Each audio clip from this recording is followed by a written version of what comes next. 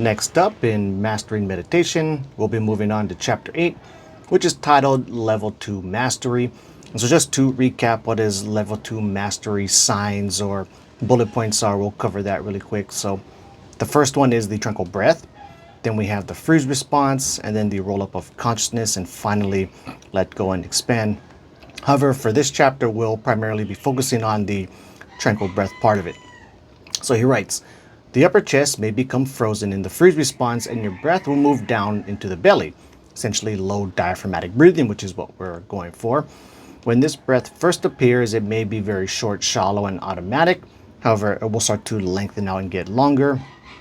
Yet you will notice that it is completely different than the normal day-to-day breath pattern. This is the tranquil breath. As you continue to engage the dorsal vagal through resonance or his whole HRV resonant breathing meditation technique, you will also encounter more and more of the freeze response. When the skin begins to tingle wonderfully, it has begun. Or when parts of the body begin to dim or numb from your awareness, this is it. All of this will bring forth the tranquil breath, which over time will enable more of the freeze response and the complete dimming of your body from your awareness. And so when he does his meditations, he does it in the classic meditative position, right? Sitting up with no backrest or anything like that. But for me, man, this just makes me want to automatically go with doing your meditation while being lying down or being reclined. Now, this could just be me making up excuses because that is my preferred meditation position, basically no matter what type of meditation technique it is that I'm doing.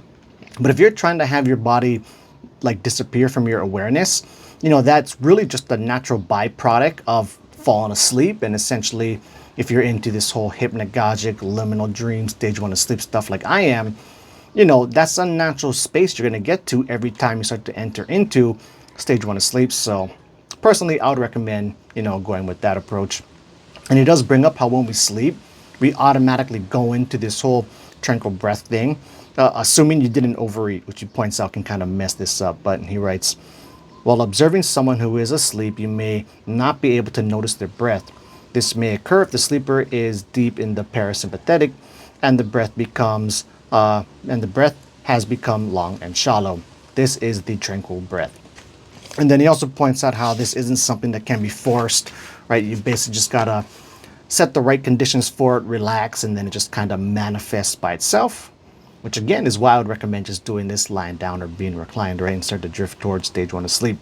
Just trying to keep that conscious awareness intact, which is, admittedly the very hard part of that whole approach. But next up, we'll be covering some really great exercises he has that can help to strengthen, this way of diaphragmatic breathing. So we'll hop into that next.